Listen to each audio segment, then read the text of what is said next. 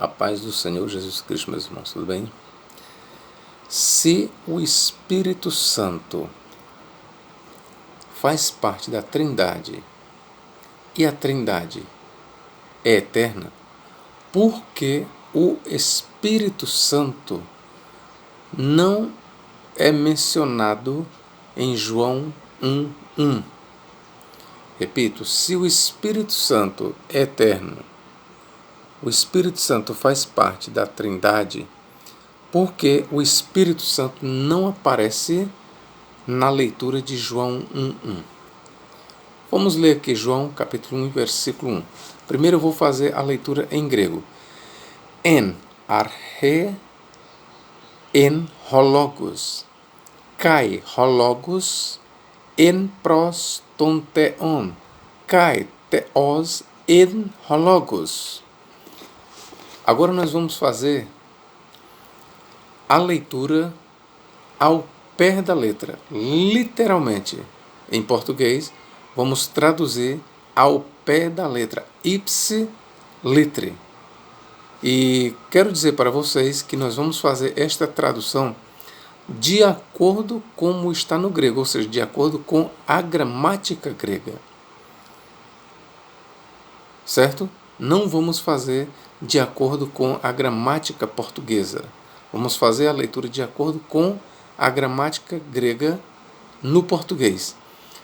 Diz o seguinte, no início ou no princípio era o Logos, e o Logos estava com Deus, e Deus era o Logos. Professor, mas esta forma do senhor traduzir, eu ainda não tinha visto. Ela é nova, pois eu quero lhe informar.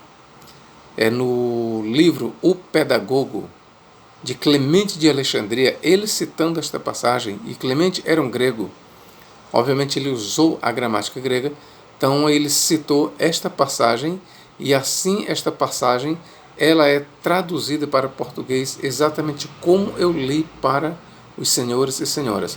No princípio era o Logos, e o Logos estava com Deus, e Deus era o Logos. Eu quero trazer também aqui para os senhores uma outra leitura, igual a que eu fiz aqui. Está no... Eu tenho aqui o Novo Testamento, traduzido do grego por Frederico Lourenço. Este erudito, ele faz a mesma leitura traduzida como segue. No princípio era o Verbo, e o Verbo estava com Deus, e Deus era o Verbo. E por que eu estou dando preferência a esta tradução, a esta forma de leitura? Porque eu estou levando em conta aqui como está no original, como está no grego. Então vou repetir, conforme o que nós temos no grego, se lê assim: no princípio era o Logos, e o Logos estava com Deus, e Deus era o Logos. Ok, meus irmãos? Então vamos lá, o que é que tem a ver esta leitura com o Espírito Santo? Aí você pode dizer, professor, aí só faz referência ao Pai e ao Filho. Mas onde está o Espírito Santo? Aí, meu irmão, onde eu quero lhe dizer que você está equivocado. Deus em questão aqui não é apenas a pessoa do Pai. Porque se o autor, eu quero chamar bem a sua atenção agora para isto, se o autor sagrado aqui, quando ele usa a palavra Deus, ele tivesse em mente apenas a pessoa do Pai, eu quero lhe dizer como é que ficaria então. Eu quero lhe dizer onde é que nós chegaríamos.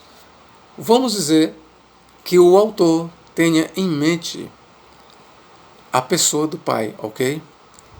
Vamos lá. Então, como é que vai ficar? No princípio era o Logos, e o Logos estava com o Pai, e o Pai era o Logos.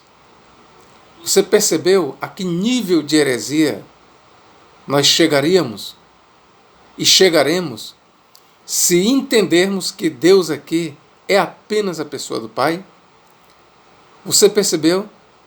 Se eu for entender por Deus aqui apenas a pessoa do Pai, eu chegarei apenas a uma conclusão. Aqui os unitaristas chegam, que o Filho e o Pai são a mesma pessoa. Não é isso que os unitaristas dizem? Deus é apenas uma pessoa. E por ser apenas uma pessoa, este Deus único e pessoal, no Antigo Testamento, ele se fez conhecido como o Pai. Este mesmo Deus que no Antigo Testamento se manifestou como Pai, ele no Novo Testamento se fez carne. E o mesmo Pai que se fez carne agora é conhecido como o Filho. E esta mesma pessoa que primeiramente foi manifestada como Pai, depois se manifestou como Filho na encarnação, esta mesma pessoa que subiu ao céu, depois esta mesma pessoa volta como o Espírito Santo. Veja que nós temos aí uma crassa heresia. Nós não podemos concordar com esta forma de pensar. Ok, meus irmãos? De forma que, por Deus, devemos entender o todo, a essência. Professor, se é para eu entender por Deus o todo, a essência, então por que Deus aqui está distinto de Logos? Sim, Deus está distinto de Logos. Sabe por quê? Porque em Deus, entenda bem o que eu estou lhe falando, em Deus, na divindade, no Sol, o raio que foi emitido, que chama-se o Filho, foi o único a experimentar a encarnação. Eu quero que você entenda isso. Em Deus, no todo, o único que experimentou a encarnação, a humanização, que se fez homem, foi o que de Deus foi enviado para nós, o raio. E este raio, eu estou usando aqui de uma metáfora, de uma analogia, assim como Tertuliano usou, este raio é conhecido como o Filho de Deus, porque de Deus ele veio. Então, por que da distinção entre Deus e o Logos? Porque em Deus havia o Logos, a razão, a palavra.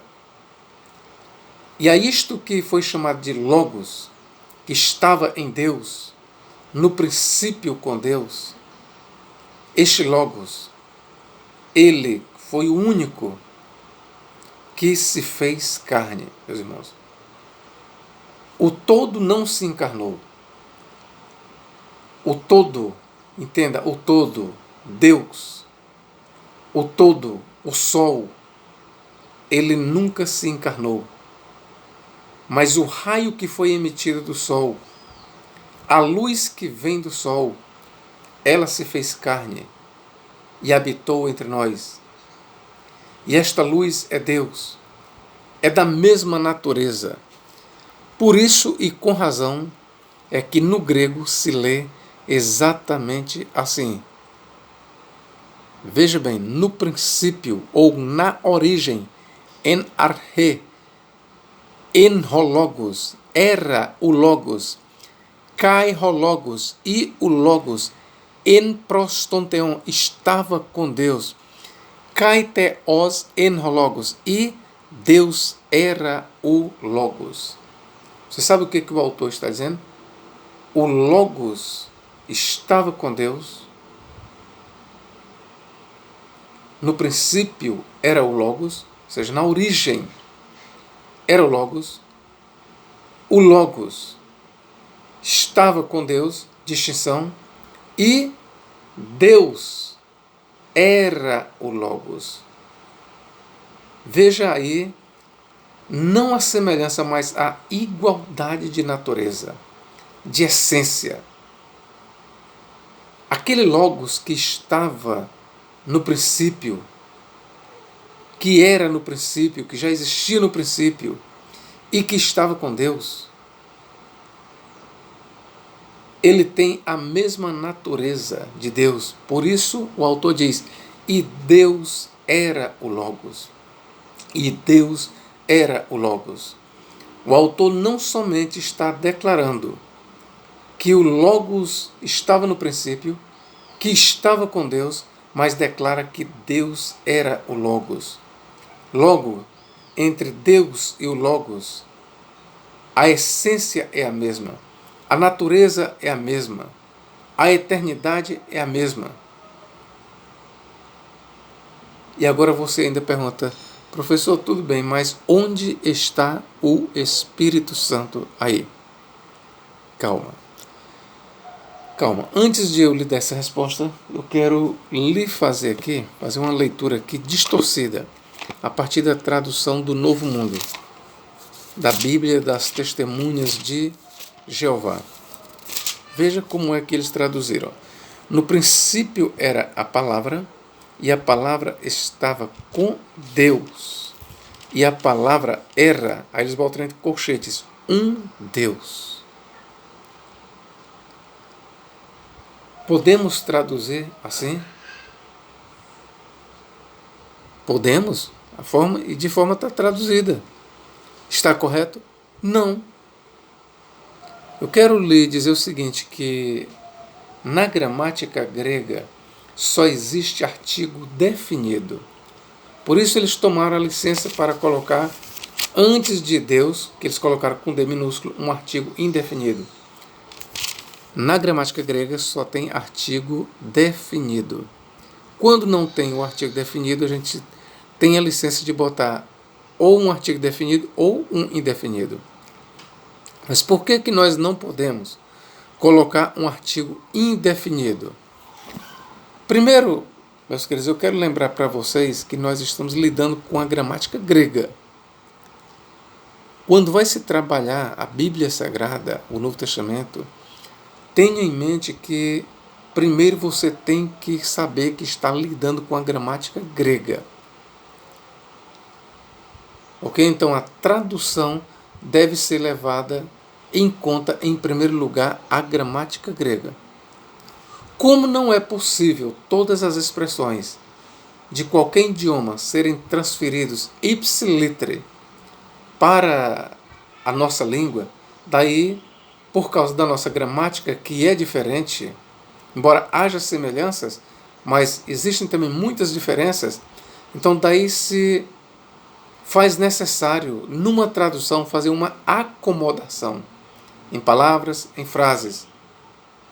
Ou seja, uma palavra que se encontra num lugar, exemplo, na gramática grega, ela tem que ser deslocada para um outro lugar aqui no nosso idioma, para que a gente possa entender perfeitamente. Mas lembre-se, gramática grega é uma coisa, gramática portuguesa é outra. Então, a leitura a partir da gramática grega necessariamente diz exatamente isso. No princípio era o Logos, e o Logos estava com Deus, e Deus era o Logos. Na nossa diz, e o Logos era Deus. Na gramática grega, diz, de acordo com a leitura grega, diz, e Deus era o Logos. Há uma diferença? Na verdade, não. Na verdade, não. A prova é que não há diferença, que, como eu já falei para você, Frederico Lourenço, que traduziu toda a Bíblia Sagrada do grego para o português, ele traduz exatamente assim: no princípio era o Verbo, e o Verbo estava com Deus, e Deus era o Verbo. Então não há nenhum problema em se dizer e o Verbo era Deus e Deus era o Verbo. Ok, professor, mas o senhor está falando, mas onde está o Espírito Santo? Vamos lá, meus queridos. Lembra que Jesus, no capítulo 14, João diz: Filipe, há tanto tempo estou convosco que vocês não têm me conhecido. Não crês que eu estou no Pai e que o Pai está em mim? Ora, a mesma coisa, irmãos, vamos dizer do Espírito Santo. O Espírito Santo é chamado nas Escrituras o Espírito de Deus. É também chamado o Espírito Eterno, em Hebreus 9,14. Por que Espírito Eterno? Porque Ele é eterno. O que é eterno? Aquilo que não tem princípio. É também chamado o Espírito de Cristo, porque veja que o mesmo Espírito de Deus, ele é chamado Espírito Eterno, é chamado Espírito de Cristo. Entenda que o Espírito de Deus e o Espírito de Cristo é a mesma coisa.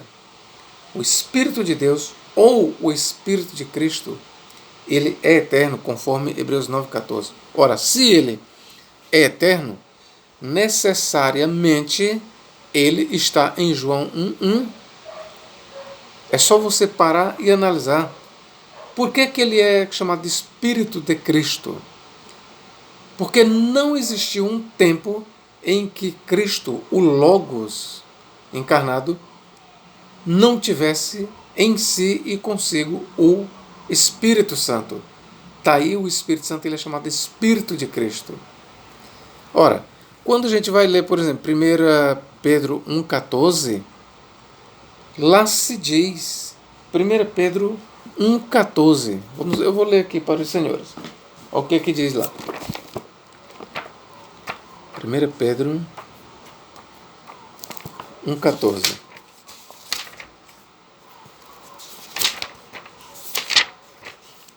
Vamos ver aqui. Como filhos da 1 Pedro 1,14, deve ser 1 Pedro 1,11. Investigando atentamente qual a ocasião ou quais as circunstâncias oportunas indicadas pelo Espírito de Cristo que neles estava ao dar de antemão testemunho sobre os sofrimentos referentes a Cristo e sobre as glórias que os seguiriam. Ora, aqui o autor está dizendo que os profetas do Antigo Testamento, eles profetizaram sobre os sofrimentos de Cristo. E por que eles profetizaram? Porque o Espírito de Cristo estava neles. Ora, se o Espírito de Cristo estava neles, obviamente Cristo já existia. E se Cristo já existia, o Espírito de Cristo também já existia, isto antes da encarnação. Por isso é que o autor diz que no princípio era o Logos, e o Logos estava com Deus, e Deus era o Logos. O Logos, ele é desde o princípio. Se o Logos é desde o princípio, o Espírito Santo, que é o Espírito de Cristo, que é o Espírito de Deus, também é desde o princípio. Por isso, a leitura de João 1,1 contempla a Trindade. Ainda que diretamente o Espírito Santo não seja mencionado, mas contempla, sim, a pessoa do Espírito Santo. Amém? Deus em Cristo nos guarde e nos abençoe para todos sempre. Amém.